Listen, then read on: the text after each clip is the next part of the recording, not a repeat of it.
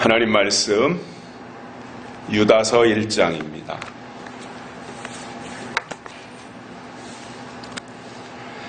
유다서 1장 16절에 있는 말씀 봉독해 드립니다. 이 사람들은 원망하는 자며 불만을 토하는 자며 그 정욕대로 행하는 자라. 그 입으로 자랑하는 말을 내며 이 일을 위하여 아첨하느니라. 아멘. 그동안 이 방송 관계로 제가 신경을 많이 썼었는데 이제 오늘 아침에 최종적으로 점검해 본 결과 유튜브와 네이버 밴드가 정상적으로 작동을 하고 있습니다.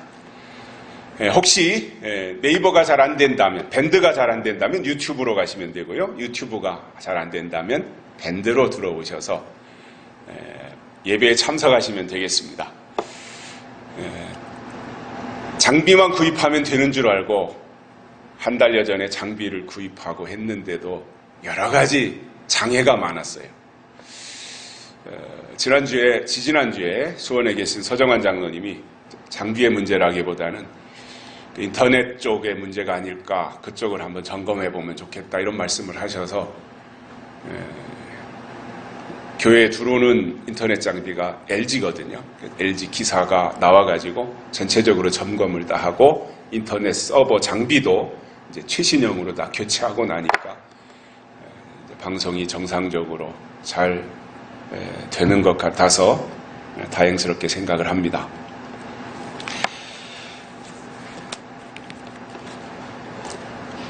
세상이 빛의 속도로 빠르게 바뀌고 있는데 실감하고 계신가요? 혹시 하나님을 믿는다고 하면서 마지막 때라는 말을 하면서 예수님이 재림하신다는 말을 막연하게라도 말하면서 예수님 초림하셨을 때 바리새인들처럼 시대가 바뀌는 것을 모른 채 무덤덤하게 지낸다면 문제가 심각합니다. 사람의 몸에 병이 들었을 때 고치기 힘든 게 이 무기력증 이런 거라 그래요. 뭔가 이렇게 뚜렷한 증상이 나타나면 치료하기가 쉬운데 그렇지 않은 내면에 숨어있는 어떠한 체질과 관련되어진 거라든가 그의 기질이라든가 뭐 스트레스라든가 이런 것과 관련된 분들은 노출이 되지 않기 때문에 그만큼 힘들다는 거죠. 시대가 바뀌고 세상이 이렇게 빠르게 진행하고 있는데 하나님이 하시는 일에 대해서 관심이 없다든가 무덤덤하다면 그것은 영적 신경계에 심각한 병이 들었다는 징조일 것입니다.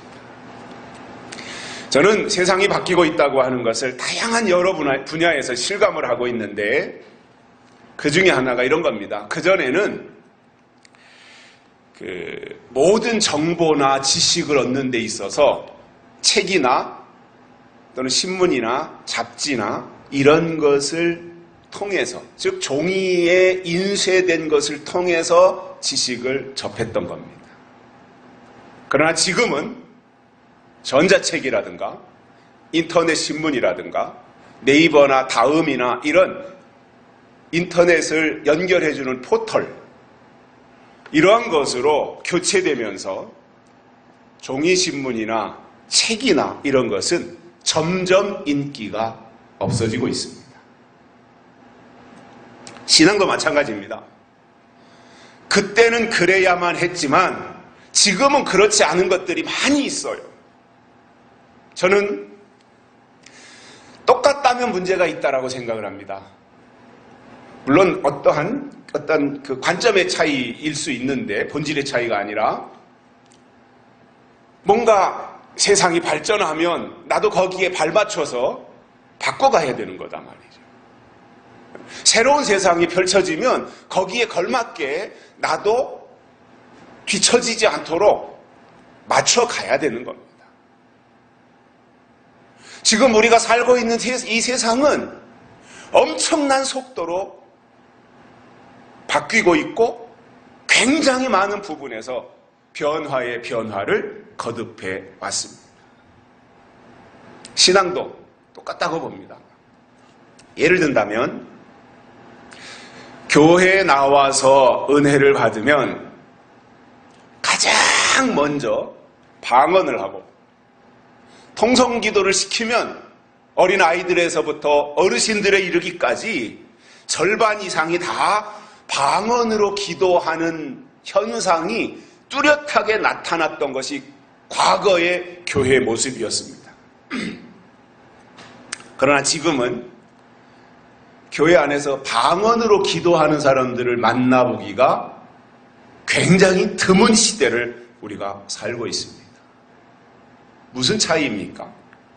저는 시대가 바뀌었기 때문이다 이렇게 생각합니다. 은혜 시대 때는 그게 옳았어요. 그렇게 하는 게 맞았어요. 그런데 지금은 아니더라는 거죠. 이런 것도 있습니다. 그전에는 주일날 교회 갈 때 항상 성경 찬송을 남자들은 이 겨드랑이에다가 낀다든가 아니면 여자분들은 손가방에다가 성경 찬송을 넣고 그리고 옷을 깨끗하게 입고 예배당에 예배드리러 나갔고, 제가 봤던 어렸을 때 어떤 분은 눈이 시력이 안 좋으니까 이 쬐까는 성경책이 안 보이니까 아주 굉장히 큰 이만한 성경책 그때 있었어요. 지금도 있는지 모르지만 그것을 들고는 못 오는 거예요. 그러니까 끈을 해가지고 어깨에다가 짊어지고 교회에 나와서 그것을 펴놓고 성경을 읽으셨던 그러한 적도 있었고, 그래서 성경을 손에 들고 가든 등에다가 지고 가든 그러한 모습을 보고는 저분은 교회 다니는 사람이구나, 이러한 것을 다른 사람들이 보고 알 수 있었던 때가 있었습니다. 그러나 지금은 어떤가요? 교회 안에 프로젝트 시설이 다 돼 있어가지고 예배 시간에 찬송가, 성경 구절, 본문, 광고 내용 이런 것을 다 프로젝트로 앞에 스크린에다가 쏴주기 때문에 성경 찬송을 들고 다니지 않아도 돼요. 또 개개인이 스마트폰에다가 성경 어플, 찬송 어플을 설치하면 스마트폰을 통해서 성경을 다 볼 수 있고 찬송가를 그대로 다 볼 수 있기 때문에 지금은 성경 찬송을 손에다가 들고 다니지 않아도 전혀 예배 드리는데 문제가 되지 않더라 이겁니다.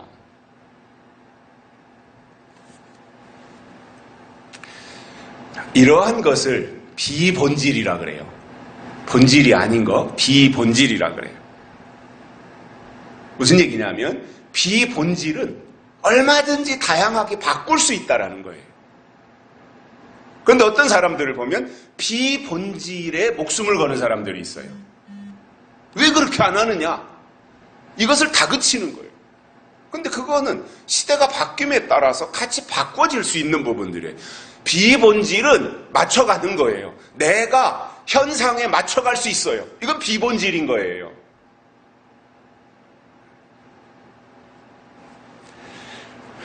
중요한 것은 본질이고요. 믿음은 본질과 싸우면서 본질을 지키는 것이 믿음이라는 거죠. 마찬가지로 예수님이 오시기 전과 오신 이후에는 완전히 달라지잖아요. 모든 것들이. 그런데 그 예수님 오실 그 무렵에 유대인들이나 바리새인들을 보면은 세상이 바뀐 것에 대해서 전혀 인식하지 못했어요. 그리고는 아브라함의 하나님, 이삭의 하나님, 야곱의 하나님, 그것만 옳다고 주장을 했던 거죠. 그게 맞다는 거예요. 그렇게 가야 된다라는 거예요. 전혀 그런 것에 대한 인지를 하지 못했던 거죠. 그러니까 그 사람들은 지금식으로 말하면 뭐예요? 세상이 바뀐 걸 모르고는 여전히 신문은 그래도 종이신문을 봐야지, 종이신문이 최고지. 또 다른 측면에서 교회 갈 때 성경책은 꼭 손에다가 들고 다녀야 한다, 이렇게 지나칠 정도로 주장하는 사람들과 똑같다는 거죠. 인터넷 신문이 훨씬 더 효과적이고 인터넷 신문이 훨씬 더 폭발력이 있고 확장성을 갖추고 있는데 새로운 것을 알지 못하다 보니까 옛날 것만 붙잡고 그래도 신문은 종이신문이야 이렇게 주장하는 것은 자기 자신이 지금 시대에 뒤떨어져 있다고 하는 것을 스스로 나타내는 것이다 그 말입니다.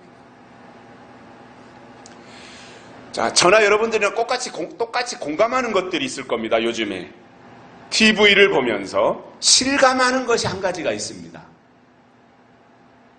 그게 뭐냐면 그동안 소외당했던 트로트라고 하는 것들이 음악의 한 장르인데도 한 분야인데도 그동안에는 대중적 인기를 끌지 못했었는데 요즘 제일 신바람 나는 사람들이 영웅이, 호중이, 희재, 영탁이 뭐 이런 7명 있잖아요. 졸지에 그 사람들의 신분이 확 바뀌어버렸어요. 이 시대를 지금 끌고 가는 하나의 어떤 아이콘이 됐다고 생각을 할 수 있죠. 그 사람들이. 그래서 그 사람들이 뭐 매일매일 TV에 안 나오는 날이 없더만요. 편집을 한 거 나오든 재방송을 하든 아니면 또 그 사람들을 한 사람을 불러서 뭐 인터뷰를 하든 뭐 어떤 모양으로든지 날마다 그 트롯맨 7명 다 나오든지 한 명이 나오든 매일매일 그 사람들이 TV를 장식하고 인기를 독차지하고 있습니다. 그러다 보니까 덩달아서 그동안 트롯 가수로서 무명 생활을 하고 소외됐던 기성 가수들도 덩달아 빛을 보면서 몸값을 올리고 있습니다. 자, TV조선이 트로트 하나로 세상을 완전히 바꿔놨어요. 한참 오디션 할 때 거리에 사람들이 없었다 그러잖아요. 막바지로 갈 때 오디션이 막바지로 갈 때 뭐 나이 든 사람들도 저보다 한 5살, 6살 위 되는 사람들도 그 시간이 되면 다 집으로 가더라고. 그거 트로트 봐야 된다고. 그렇게 세상을 완전히 바꿔놨어요. 가요계의 흐름을 완전히 바꿔놨어요. 물론 이 흐름이 바뀐 게 이번 한 번만은 아니에요. 과거에도 그랬잖아요. 우리가 이 어떤 음악 한 분야만 보더라도 한때는 클래식이라고 하는 음악의 장르가 그 시대를 이렇게 이끌고 갔던 적이 있어요. 클래식. 또는 팝송이라고 하는 것이 그 시대를 이끌고 갔던 적이 있어요. 그러다가 서태지가 나온 이후로 랩인가요? 그것이 시대를 이끌고 갔던 하나의 대세가 되었던 적이 있어요. 그러다가 이번에는 트로트라고 하는 것이 완전히 모든 판도를 다 바꿔놔 버렸습니다. 그런데 저는 그것을 보면서 이런 생각을 했습니다. 가요계의 흐름을, 대세를 이렇게 확 물꼬를 바꿔놓는데 시간이 오래 걸리지 않더라 이거예요. 그래서 저는 신앙 영적으로도 하나님의 계절이 오는 것이 삽시간에 뒤바뀔 수 있다라고 하는 가능성을 봤어요. 그래서 약속의 말씀이라고 하는 거 있잖아요. 예언의 말씀, 요한계시록이 하나님의 때가 되어서 그 말씀이 이제 구체적으로 이루어질 때가 되면 그것이 대세가 되어가지고 순식간에 시대는 바뀔 수 있습니다. 그렇다면 우리는 시대를 보는 눈이 있어야 되고요. 시대를 읽을 수 있는 안목을 갖춰야 돼요. 그렇지 않으면 바꿔도 몰라요. 바뀌어도 몰라요. 바꿔도 못 봐요. 시대를 읽을 수 있는 눈, 시대를 볼 수 있는 안목, 이러한 것들을 제대로 갖추고 그리고 새로운 것에다가 내 신앙의 소속을 둘 수 있어야 내가 그 대세로 바뀔 때 거기에 흡수될 수 있는 것이지, 캐캐묵은 옛날 것만 고집스럽게 사수하고 있다면 그는 그 시대가 망할 때 같이 망하고 마는 거예요. 그래서 지금 신앙생활을 하시는 분들에게 가장 중요한 것은요, 때를 알고 때를 분별하는 것이고요. 직설적으로 제가 이 부분에 대해서 다시 언급한다면 때를 분별하는 것이 믿음입니다. 자, 우리가 신앙생활을 교회에서 하다 보면 이제 시간이 지남에 따라서 교회의 직분을 가지게 되는데, 내가 교회에서 이런 직분, 그래도 다른 사람들이 이렇게 떠받들어주는 이러한 직분을 가지고 있다고 그래서 폼 잡을 것이 아니라 하나님의 뜻을 알고 하나님의 때를 분별할 수 있는 영적 실력을 갖추는 것이 보다 더 중요하다는 겁니다. 지난주에 제가 에녹이 예언한 심판의 대상이 누구냐, 이거에 대해서 말씀을 드렸습니다. 오늘은 이들의 특징이 있어요. 심판당하는 대상이 누구냐, 지난주에 3가지를 말씀을 드렸고, 오늘은 그들의 특징이 있는데 그것이 무엇인지에 대해서 3가지를 깨닫고 은혜를 받겠습니다. 첫째로는 원망하고 불만을 토하며 정욕대로 행하는 자들이다, 이렇게 말씀하고 있습니다. 수시로 원망합니다. 수시로 그 마음속에 불만이 가득합니다. 그리고 정욕대로 행하는 사람들이다, 이거예요.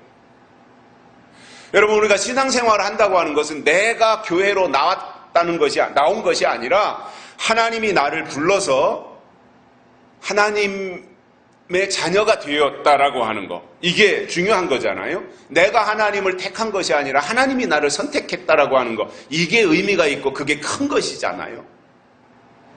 그렇다면 하나님이 나를 이 세상에서 불러내어서 하나님의 사람이 되었다면 하나님이 하시는 일에 대해서 어떠한 것도 이의를 제기하거나 원망하거나 불만을 토하면 안 되는 거잖아요. 물론 우리가 살다 보면 인간이기 때문에 하나님의 말씀이 그렇지만 내가 그것을 받아들이기가 어려운 부분들도 있을 때에는 잠시 뜸을 들일 수도 있고 머뭇거리기도 하겠지만, 궁극적으로 가서는 하나님의 뜻을 따라가는 것이 정상적인 신앙인들이다, 이겁니다. 그런데 오늘 성경 유다서에 나오는 이 사람들은 그렇지 않았습니다. 이 사람들이 행한 원망이나 불만이나 또는 정욕대로 행하는 이 3가지를 보면 한결같이 뭐예요? 외부적인 요인이 아니라 자기 내부적으로 그들 속에서 일어나는 일들이라는 거예요. 원망도 내 안에서 일어나는 일, 불만도 내 안에서 일어나는 일, 정욕도 내 안에서 일어나는 일들이다, 이겁니다. 그러니 이 사람들은 모든 게 다 자기 중심적인 거예요. 자기가 조금 불편하면 원망하는 겁니다. 자기가 좀 싫으면 불만을 토하는 겁니다. 그러다 보니 하나님의 인도하심 속으로 들어갈 수가 없어요.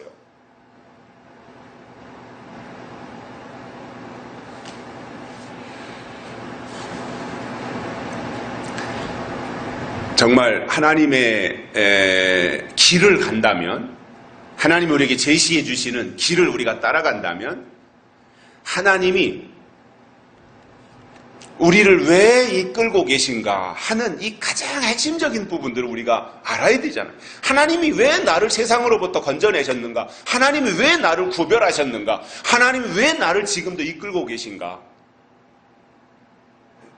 우리의 신앙이라고 하는 것이 그때 상황에 따라서 신앙의 굴곡은 다 있잖아요. 어떤 때는 막 내가 최고 높은 영적 단계에 올라간 것 같은 생각이 들 때가 있지만, 어떤 때는 완전히 밑바닥으로 침체되어서 깔아져 있을 그런 상황도 있거든요. 그게 아니라면은 우리가 뭐 초인간이지 않겠습니까? 우리는 다 환경의 영향을 받고 어떤 감정의 영향을 받고 이 주변 사람들의 말의 영향을 받고 그러다 보니까 기폭이 다 있어요. 그렇지만 지나치게 어떤 현상에 끌려가는 것이 아니라 상황에 따라서 내 어떤 감정의 변화, 기분의 변화, 생각의 변화 이런 거는 있을 수 있겠지만 그래도 본질적인 측면에서 근본에 돌아가서는 하나님의 뜻을 따라가려고 하는, 하나님에게다가 나를 맞추려고 하는 이것이 기본적인 신앙의 태도라고 저는 생각을 하거든요. 그런데 여기에 나오는 원망, 불만, 정욕대로 행하는 이 사람들을 보면 하나님이 하신 놀라운 일에 대한 기억은 없고 오직 그 순간에 좀 불편하고 또 힘든 것 때문에 그들의 마음이 편치 않았던 거예요. 하나님의 계획에는 관심이 없어요. 하나님의 뜻, 하나님의 생각에는 관심이 없어요. 내가 편하고 내가 좋고 내가 잘되고 내가 형통하고 내가 승리하고 내가 앞서가고 이런 것만 관심이 있었더라는 거죠.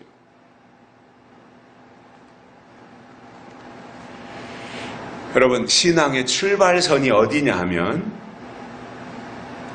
하나님이 천지를 창조하신 분이시고 그 하나님이 이 세상 모든 것의 주인일 뿐만 아니라 내 인생의 주인도 하나님이시며 나는 그분이 부르신 사람으로서 그분의 섭리 가운데서 살고 있다고 하는 이것을 아는 것입니다. 여기에서 신앙은 출발하는 겁니다.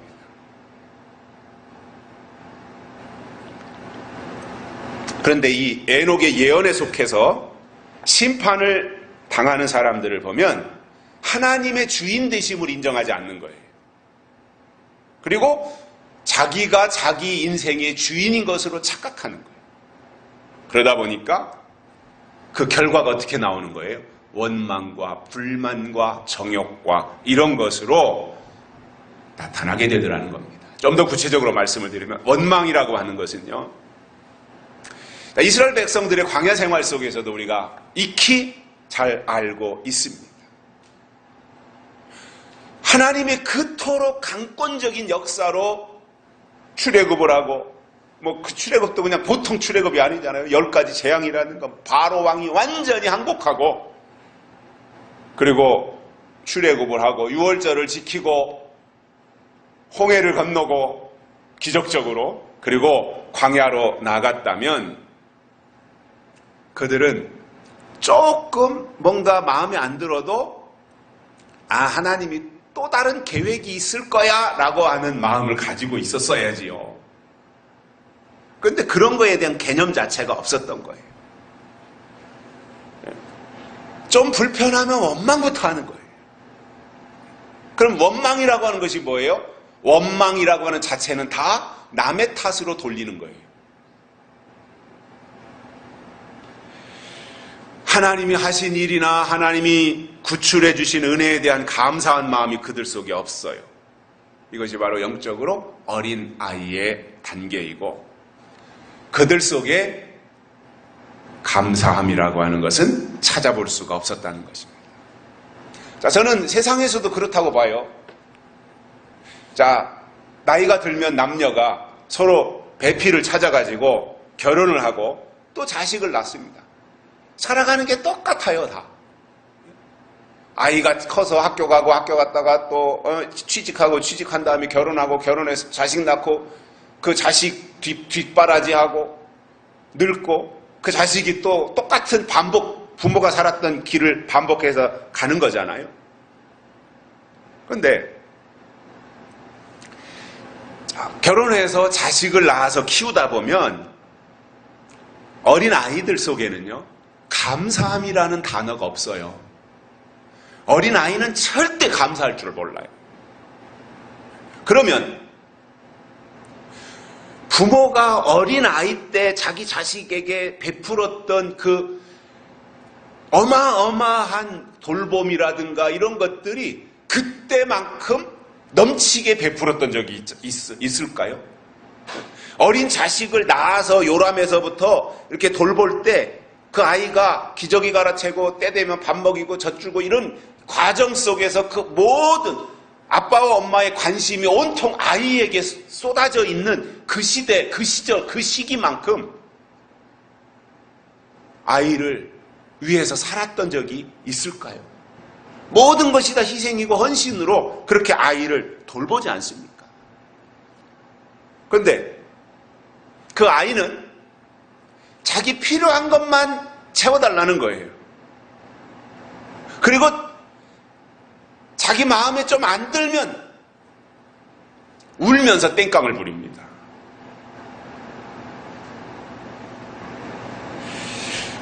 이 아이들을 보면 사실상 엄마가 젖을 먹여주고 참 그 피곤한 중에도 아이를 위해서 그렇게 모든 것을 다 제공을 하잖아요. 그러면 지가 배고파서 이제 엄마 젖을 먹고는 지는 이제 배가 불렀으니까 엄마 생각하든 엄마에 대한 생각이 이런 거 아무것도 없이 본능적으로 내가 이제 배가 채워졌으니까 잠이 오니까 그냥 자버리는 겁니다. 엄마 품 안에서. 아이가 절대로 자기에게 가장 중요한 젖을 먹여주는 엄마를 향해서 엄마 젖 주셔서 감사합니다. 이 말 절대 하는 아이들이 없어요. 또 목욕을 시켜주잖아요. 매일같이 그 아이를 목욕을 시켜주면서 돌보는데 목욕시켜주고 나면 아이가 엄마 나 목욕시켜주셔서 이렇게 깨끗하게 씻겨주셔서 감사합니다. 그런 말 할 줄 모릅니다. 젖주고 옷 갈아입히고 목욕시켜주고 이렇게 온통 관심을 다 베풀어 주는데도 뭔가 조금 이상하면 울어버리는 거예요. 그러다가 좀 커서 초등학교 한 4학년, 5학년 이 정도가 되면 식탁에서 엄마가 차려준 밥을 먹고 나서는 엄마 잘 먹었습니다. 감사합니다. 이런 말 할 줄 압니다. 그리고 좀 더 크면 고마움과 감사를 점점 더 표현할 줄 아는 거예요. 신앙도 똑같습니다. 하나님을 향해서 감사할 줄 모른다면 그는 영적으로 어린아이이고 이러한 사람은 자기중심이기 때문에 어린아이가 다 자기중심이듯이 점점점 더 원망만 하게 된다는 거예요. 여러분 우리가 하나님의 부르심을 받은 하나님의 사람들로서 하나님이 지금까지 하신 일이 무엇인지에 대해서만 알아도 원망할 일은 사라져요. 하나님이 하신 일, 특히 나를 위해서 하나님이 하신 일이 무엇인가를 알아도 원망이 사라지게 돼 있어요. 그런데 한 걸음 더 나아가서 하나님이 하실 일까지 안다면 그는 입에서 어떤 경우도 원망이 나올 수가 없는 겁니다. 그래서 저는 신앙적으로나 또는 생활적으로 그가 수시로 원망, 입에서 원망하는 말이 자주 나온다면 그는 어린아이다라고 생각을 할 수 있어요. 그리고 반대로 늘 그가 입에서 감사가 전공으로 나온다면 그는 성숙한 사람이다. 이렇게 결론을 내려봅니다. 그래서 하나님이 원하시는 신앙이 뭐냐면 나 중심에서 벗어나서 하나님 중심으로 살아가는 것이고 이러한 사람들 속에 정말 하나님 중심으로 사는 사람 속에는 하나님의 유전자가 있기 때문에 원망하지 않는다는 거예요. 두 번째로는 불만을 토한다 그랬죠. 원망하고 불만을 토한다. 근데 이 원망과 불만은 늘 같이 동행해요.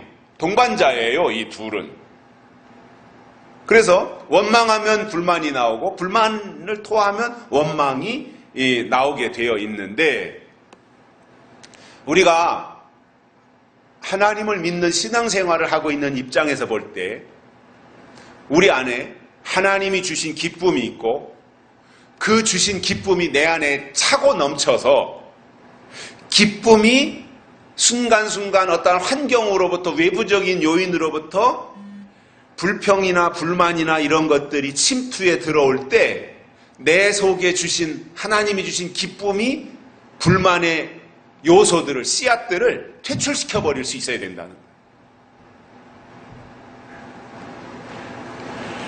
그래서 하나님의 사람은 하나님의 사람답게 이 어떠한 관점도 그래야 되고 생각도 그래야 되지만 그런 결과적 반응이라든가 이런 것들도 그렇게 나타나야 되는 것이고 그렇지 않으면 하나님이 주신 소중한 것들에 대해서 상실할 수밖에 없다는 겁니다. 저도 이렇게 살아가면서 나이가 좀 젊었을 때는 잘 모르던 것들이 나이가 들면서 깨달아지는 것들이 있더라고요. 그리고 젊었을 때 안 보이던 것들이 나이 들면서 보이는 것이 있고요. 느껴지는 것들이 이제 새록새록 나타나는데 제가 이렇게 이제 나이가 들어서 만나는 사람들 있잖아요. 주변에서 그런 지인들이 많이 있는데 어떤 사람들은 만나면은 우리가 오래간만에 자주 만났을 때는 반가움이 있어야 되잖아요. 아이고 잘 지냈느냐 인사도 하고 안부도 묻고 이러한 것이 저는 사람이 살아가는 과정이고 또 당연히 그래야 된다고 봐요. 그런데 어떤 사람을 만나면 얼굴에는 불만이 가득하고 폭발 직전, 터지기 직전의 모습처럼 가득하고 그리고 그가 나를 붙잡고 그의 입에서 나오는 말도 보면 거의가 다 불만으로 가득 찬 불평이 나오는 사람들이 있어요. 한두 번 그런 일들을 경험하고 나면 그 사람을 만나고 싶지 않고 만났더라도 그 사람에게 가까이 다가가기가 부담스러워지더라는 거예요. 왜냐? 싫은 거예요. 내 정서적으로, 신앙적으로 내 마음에서 아이고 저 사람은 이왕이면 좋은 얘기 좀 하고 이왕이면 얼굴에 좀 좋은 밝은 표정을 짓고 살아야지 왜 맨날 저렇게 그냥 찡그리고 있고 맨날 입만 열면 불만만 쏟아져 나오나 이렇게 생각이 들면 그 사람에게 접근하기가 싫어지더라는 거예요. 하나님도 마찬가지일 거라고 봐요. 불만을 토하는 사람을 하나님도 가까이 하지 아니하시니 우리도 가까이 하지 않고 이렇게 되면 하나님의 신령한 것들이 원망 섞인 그 사람 속에 불만으로 가득 찬 그 사람 속에 임하지 않더라는 겁니다. 세 번째로는 또 정욕대로 행하는 사람들이라 그랬어요. 여기서 정욕이라고 하는 것은 사람의 마음 속에서 끊임없이 나오는 욕심이에요. 자, 그러면 사람이라고 하는 것은 본능적으로 어떤 존재들이냐면은 자기를 위하고 자기를 과시하고 싶어 하며 그리고 땅의 것을 위해서 사는 것이 인간의 본능적 모습이다 이렇게 봅니다. 그래서 사람이요 거룩한 것을 위해 살고 신령한 생각에 사로잡혀서 살아야 되는데 정욕으로 충만하면 눈과 귀가 어두워져서 아무것도 분별하지 못합니다. 신령한 하늘의 것을 위해서 살아야 뭔가 귀도 열리고 눈도 열려서 신령한 것을 볼 수 있는 것이 생기지 맨날 땅의 것으로 충만해가지고 세상 것을 위해서 살아간다면 그는 눈과 귀가 가리워질 수밖에 없어요. 그래서 하나님의 사람은 정욕대로 사는 사람들이 아니라 하나님의 뜻대로 사는 사람들이어야 된다 이겁니다. 그래서 정욕의 자리에 하나님의 뜻이 채워지고 내 욕심의 자리에 하나님의 영으로 대신 채워질 수 있는 사람이 되어야 하나님이 기뻐하시고 그 속에 하나님이 주신 것들을 유지해 낼 수 있다는 겁니다. 두 번째로는 입으로는 자랑하는 말을 낸다 그랬습니다. 원망과 불만과 정욕으로 가득 차 있을 뿐만 아니라 그 다음 단계로 이 사람들은 입으로는 자랑하는 말을 내는 거예요. 자랑이 전공이라는 거예요. 자, 그러면 물론 우리도 자랑을 해야 돼요. 그런데 이 멸망으로 들어갈 이 정욕대로 행하는, 불만을 행하고 원망하는 이 사람들의 자랑과 우리가 해야 되는 자랑은 완전히 차원이 다른 거죠. 자, 신앙의 핵심이 뭐냐면 하나님을 자랑하는 거예요. 하나님이 태초에 천지를 창조하신 주인이시고 그 하나님이 예수님을 이 땅에 보내주셨고 그래서 우리를 살려주셨고 성령을 보내서 우리를 거듭나게 하셔서 천국 백성을 삼아주셨고 그래서 하나님이 우리를 위해서 하신 일들이 이런 것이다, 이런 것이다, 이런 것이다. 하신 일에 대해서도 얼마든지 할 수 있는 이야기들이 무궁무진하잖아요. 요럴 때는 이렇게 말하세요. 요럴 때는 이렇게 말하세요. 저 이단들이 전도 목적으로 사람들을 데려다가 훈련시키는 것은 힘들어요. 그거는. 왜냐? 요렇게 해야 되고 요렇게 해야 되고 요렇게 해야 되고 조목조목 그 훈련하고 시험 보고 하는 것들이 있으니까 그 틀에 맞춰야 되니까 힘들어요. 그런데 그냥 큰 틀에서 우리를 위해서 하나님이 하신 일이 이런 것이다. 하신 일은 성경 전체에 넘치잖아요. 그러니까 그때에 맞게 하나님이 우리를 위해서 하신 일이 이것이다. 하나님이 얼마나 위대하시냐. 하나님이 얼마나 크신 분이시냐. 자랑하려고 든다면 자랑할 거리들이 무궁무진하지 않겠습니까?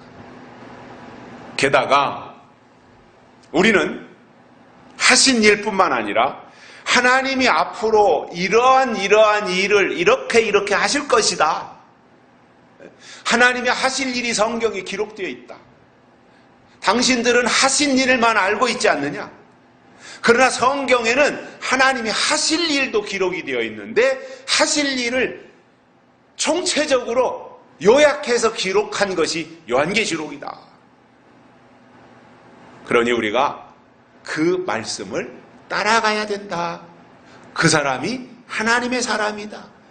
이런 것에 대해서 우리가 선전해야 되고 그리고 하나님은 우리가 하나님을 자랑하기를 원하세요.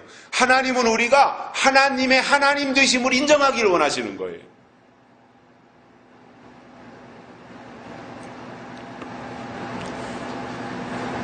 중요한 부분이라서 당연하면서도 중요한 부분이라서 간단하게 다시 정리하면 하나님이 하신 일은 이러한 것이고 그리고 앞으로 하실 일은 이러한 것이다. 이렇게 말해야 된다는 거예요. 이게 정말 하나님을 자랑하는 사람들의 모습이에요. 띄엄띄엄이라도 어쩌다 한마디를 하더라도 그런 것들에 대해서 말할 때 사람들이 비중 있게 듣고 아 그렇구나. 나는 그동안 하신 일만 알았는데 아 저분은 하실 일이 있다고 하네. 그러면 성경에 하실 일이 뭐지? 궁금증을 가지고 물어보면 다시 아 이런 것이다 라고 하는 것을 구체적으로 체계적으로는 말하지 못하더라도 그건 어느 정도 숙련이 필요하니까 숙달이 돼야 되니까 그냥 내가 좀 깨달았던 거, 내가 알았던 거, 내가 들었던 거, 내 기억 속에 남아있는 어떤 부분이라도 끄집어내서 아 그건 이런 거야. 근데 그것에 대해 구체적으로 알고 싶으면은 이런 방법이 있으니까 나하고 계속해서 어떤 교제를 친분관계를 유지하면서 한번 그 방향으로 우리가 같이 가보면 어떻겠느냐 뭐 이러한 도전도 줄 수가 있겠지요. 그런데 오늘 본문에 나오는 이 사람들을 보면은 이들의 자랑은 자기와 관련된 것을 자랑하더라 이겁니다. 지나놓고 보면 아무것도 아닌 것들이에요. 그게 뭐 대단한 거였어요? 그게 뭐 특별한 거였어요? 지나놓고 보면 아무것도 아닌데 그 당시에는 그것이 대단한 줄 알고 자랑을 늘어놓았었는데 그것이 얼마나 부질없는 일인가라는 것이죠. 특히 육체와 관련된 자랑이라는 것은 그야말로 찰나에 불과한 거예요. 눈 깜짝할 새이 지나가 버리고 마는 것이. 여러분, 짧은 인생 속에 무슨 의미가 있습니까?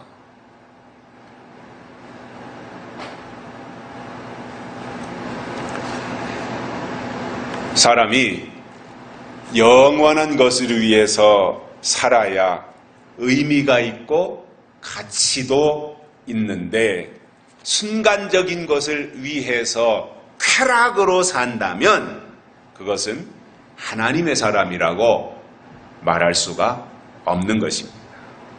요한일서 2장 15절 16절에 이런 말씀이 있습니다. 이 세상이나 세상에 있는 것들을 사랑하지 말라. 누구든지 세상을 사랑하면 아버지의 사랑이 그 안에 있지 아니하니, 이는 세상에 있는 모든 것이 육신의 정욕과 안목의 정욕과 이생의 자랑이니 다 아버지께로서 온 것이 아니니라. 이렇게 말씀했어요.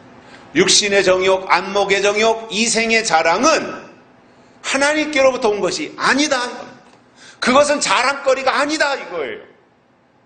땅의 것은 자랑거리가 아니다 이겁니다. 그래서 여러분, 신앙은요, 하나님께로부터 온 것이 있어야 돼요. 내 안에 하나님이 주신 것이 내 안에 있어야 돼요. 그게 증거예요. 구약에서는 할례가 그것이었고, 신약에서는 성령의 세례가 그것이었고, 마지막 때는 하나님의 인치심이 그거라는 거예요. 하나님이 주신 것이 내 안에 있어야 되는 거예요.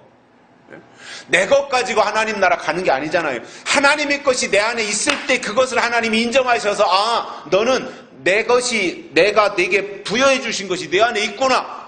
그것을 하나님이 인정하셔서 하나님의 세계로 나를 이끌고 가시는 것이지, 교회 생활을 20년 했네, 30년 했네, 자기가 신앙생활을 했네라고 자랑 삼아 말은 하는데, 그 속을 해부해 보니까 정작 있어야 될 하나님의 것이 없다면 그는 하나님의 사람이 아닌 겁니다.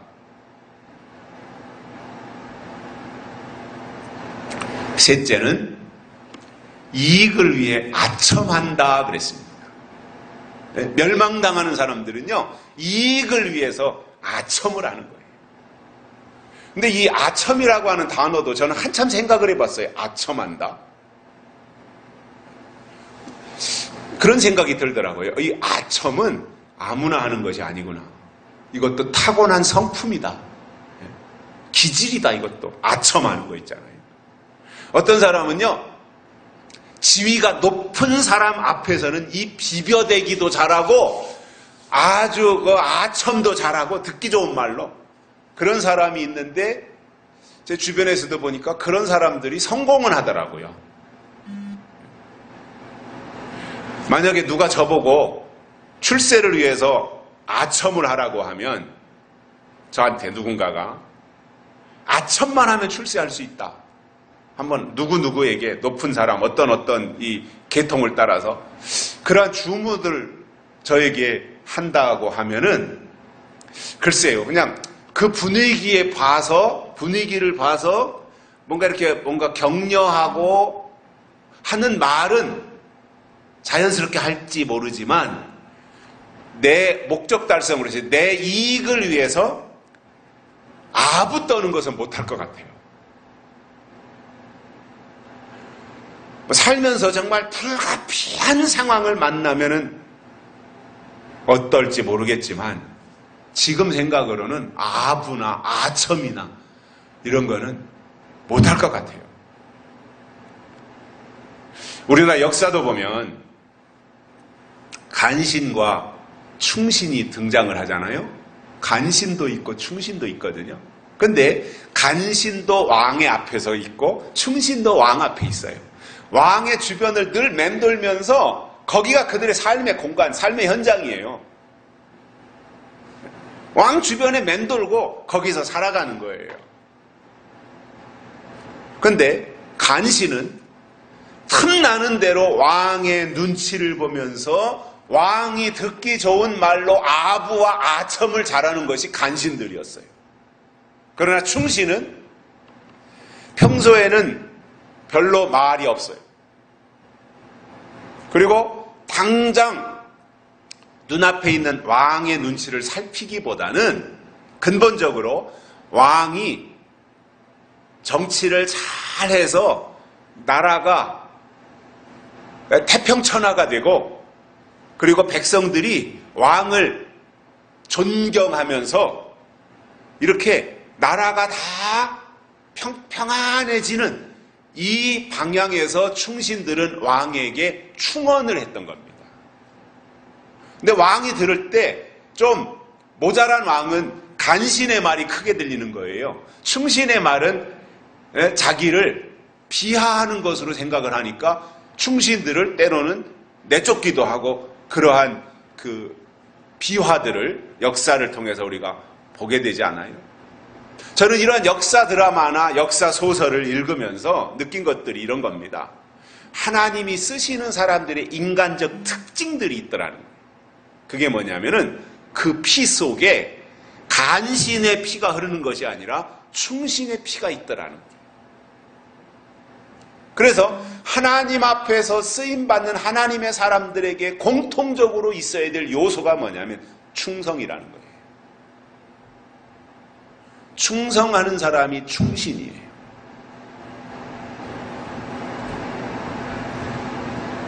그리고 어려운 순간에도 왕을 위해서 죽는 것이 충신이에요.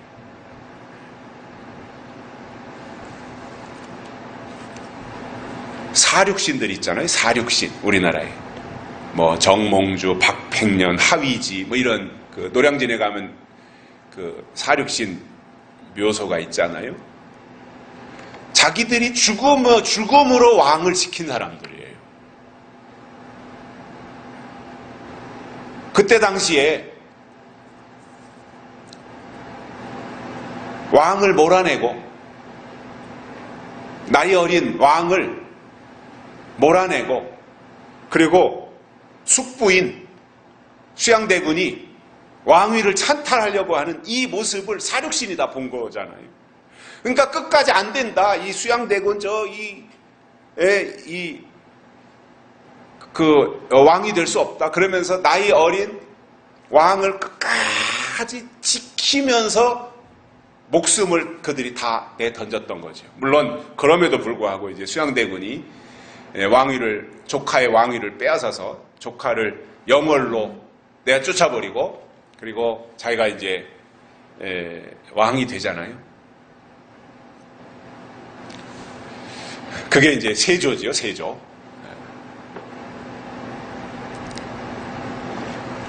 그러니까 간신은 절대로 왕을 위해 죽지 않아요. 그런데 충신은 뭐냐? 그 마음 중심 속에 뭐냐? 왕이 곧 국가다. 왕이 잘 되는 것이 나라가 잘 되는 것이다. 그리고 왕이 정치를 잘해서 태평성대를 구가해야 좋은 왕으로 백성들에게 기억이 되고 우리 조선이 잘 된다. 이러한 생각들로 가득 차서 왕의 생각이 곧 충신들의 생각, 그리고 충신들 생각 속에는 오로지 왕과 종묘 사직을 생각하는 그것으로 가득 차 있었던 거예요. 그야말로 왕을 위해서 살았던 것이 충신들이었습니다. 저는 지금도 마찬가지라고 봅니다. 하나님을 위해서 사는 것이 하나님의 사람들이라는 거예요. 그래서 하나님 앞에서 우리가 충신이 되어야 하나님의 뜻을 이루는 데 쓰임받을 수 있고, 그리고 하나님의 왕국을 견고히 세우는 초석이 될 수 있다는 겁니다. 그러기 위해서 당장 내 눈앞에 보이는 이익을 위해서 믿음을 팔거나 아첨하는 사람들은 하나님의 말씀에다가 더하거나 빼고 자기 유리한 대로 가감하는 일에 서슴지 않는, 그야말로 영혼을 빼앗아가는 영혼 사냥꾼들, 발람과 같은 거짓 선지자들이다라는 겁니다. 자, 구약이 끝나갈 무렵에 말라기 이후로 이스라엘 나라에는 하나님의 말씀을 예언하는 선지자들이 끊겼어요. 말라기 선지자 이후로 400년 동안 선지자가 없었어요. 그러니까 예언할 사람이 없어요. 선지자가 예언자잖아요. 선지자가 예언을 하는 거잖아요. 근데 말라기 이후로 400년 동안이나 선지자가 끊겨버렸어요. 그러니까 이스라엘 나라에 하나님의 말씀이 없었던 거예요. 이게 영적 암흑기였던 겁니다. 캄캄한 거예요. 말씀이 빛인데 말씀이 없으니 어두웠던 거죠. 그래서 이스라엘의 역사를 보면 그때가 말라기 이후로 400년 동안이 최악의 상황이었던 거예요. 즉 하나님의 예언이 없을 때가 최악의 상황이 된다 이겁니다. 저는 지금 똑같은 상황이라고 봐요. 하나님의 종으로 세웠다고 하는 목사님들이 하나님의 뜻을 저버리고 있어요. 그리고 자기 뜻을 대신 말하면서 욕단 족속인 우리나라에 커다란 문제가 지금 발생하고 있어요. 교회가 선지자적 사명을 감당하지 못할 때 교회의 존재의 의미는 없는 거예요. 교회가 예언을 말하지 아니할 때 교회는 있으나 마나한 거예요. 교회가 당연히 갖춰야 될 예언적 기능을 상실해버리니까 정권으로부터 탄압을 당하고 무시당하는 거예요. 국회에서 지들 마음대로 동성애법을 통과시키고 차별금지법을 만들겠다고 저렇게 지금 입법 발의하고 있는데도 교회가 그것에 대해서 함구하고 있다면 교회가 왜 존재하는 겁니까? 여러분, 차별금지법이 나고 동성애법이 정상적으로 법제화돼서 통과되면 교회는 있으나 마나한 게 되는 거거든요.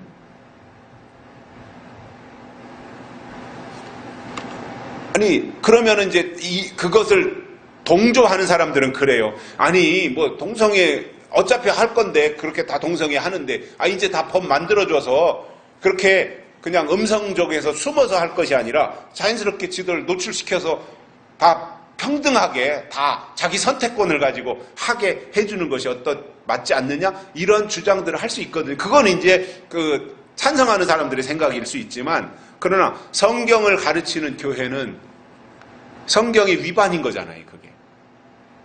그러니까 이런 것들에 대해서 한두 사람의 생각이 아니라 교회가 공론화해가지고 정부나 아니면 국회나 이런 데서 추진하고 있는 일에 대해서 제동을 걸 수 있는 그 역할을 교회가 해야 된다라는 거죠. 그게 교회가 지켜지는 거고 그래야 복음을 마음 놓고 전파할 수 있는 건데 앞으로 그러한 법들이 제도권 안에 들어오면 교회는 할 수 있는 일들이 점점 축소되어져서 아무것도 할 수 없는 거예요. 그냥 옛날 얘기하듯이 아브라함이 이랬다 야곱이 이랬다 이렇게 하고 끝나는 것이지 이러면 안 된다. 예수 믿어야 천국까지 예수 안 믿으면 천국 못 간다. 이 말도 못하는 거예요. 이게 기독교 핵심이잖아요.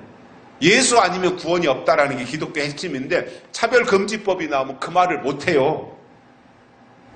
그 설교를 누가 어느 교회에서 목사님이 하는데 교인 중에 이상한 사람이 들어가지고 좀 색깔이 다른 사람이 들어가지고 그거 녹음했다가 법원에다가 제출하면 처벌을 받는 거죠. 그 설교한 분이. 그러니까 이러한 악법인데 그것이 그냥 만들어지도록 눈 뜨고 코베 가고 눈 뜨고 귀베 가도록 이렇게 가만히 있어야 되는가? 저는 이게 교회가 제대로 역할을 못하기 때문에 이렇게 내몰리고 있다. 그러한 생각을 하거든요. 저는 지금이 바로 그런 상황이라고 봐요. 우리나라가 이토록 지금 혼란스러운 것은 교회가 머리의 역할을 제대로 하지 못하기 때문이다. 교회가 교회로서의 역할을 못하기 때문에 세상이 지금 이렇게 휩쓸려가고 있다라는 거예요. 이거는 유럽의 역사, 세계사가 증명하는 겁니다. 교회가 바로 딱 서 있을 때 그 시대가 바로 됐어요. 교회가 무너질 때 시대도 다 무너졌어요. 저는 우리 대한민국이 마지막 때 세계의 희망이라고 생각을 합니다. 그런데 이 마지막 세계의 희망이 되어야 될 마지막 때 대한민국이 교회가 무너진다면 희망이 없어지는 거예요. 물론 그런 가운데서도 하나님이 계획하신 일은 하나님의 방법으로 하나님의 때에 이루실 것이라고 저는 확실히 믿습니다. 그리고 욕단 족속을 통해서 하나님의 마지막 역사를 이루실 거라고 저는 확신합니다. 그렇지만 교회에 대한 기대치라는 게 있잖아요. 그 정도, 그래도 가장 기본적인 부분들에 대해서 교회가 방어해 줄 수 있는 어떤 성곽의 역할은 해줘야 된다라는 생각입니다. 결론적으로 하나님을 믿는다고 하면서 하나님이 하신 일에 대해 원망하거나 불만이 있다고 하는 것은 하나님의 사람으로 성숙하지 못했다는 거예요. 그래서 땅의 일을 자랑 삼아 말한다든가 땅의 이익을 위해서 아첨하는 이것 또한 심히 미숙하기 때문이다 라고 하는 것을 아시고, 하나님이 원하시는 것은 성숙입니다. 어린아이의 일을 벗어버리고 성숙해지는 거예요. 말하는 것이나 생각하는 것이나 행동하는 모든 것에 있어서 성숙하는, 그래야 하나님의 아들의 역할을 하기 때문에 아시고 하나님이 원하시는 성숙으로, 또 하나님이 원하시는 경건으로 채워지시기를 주의 이름으로 축복합니다. 살아계신 하나님 아버지 감사합니다. 오늘 또 불러주시어 말씀을 듣게 해주셔서 감사를 드립니다. 우리가 다 하나님의 사람으로 이 시대를 의미 있게 살게 하시고 하나님의 계획 안에서 살아갈 수 있도록 우리를 이끌어 주시며, 우리가 에녹의 예언과 같이 멸망당하는 자들에게 포함되는 것이 아니라 하나님이 구별하여 뽑아내신 구원의 사람들로 이 시대를 승리하며 살아갈 수 있도록 도와주시고, 우리의 입술에 원망이나 불만이나 이러한 것들이 없이, 아첨하는 것이 없이 그야말로 하나님의 뜻으로 가득 채워지는 저희들 되게 해 주옵소서. 다시 오실 예수님의 이름으로 간절히 기도드리옵나이다. 아멘.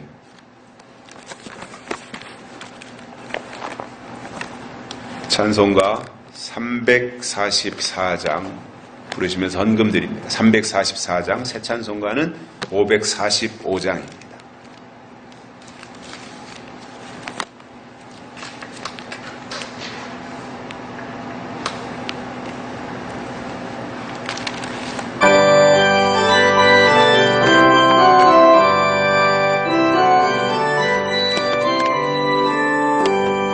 이 눈에 아무 증거 아니 배워도 믿음만을 가지고서 늘 걸으며, 이 귀에 아무 소리 아니 들려도 하나님의 약속 위에 서리라.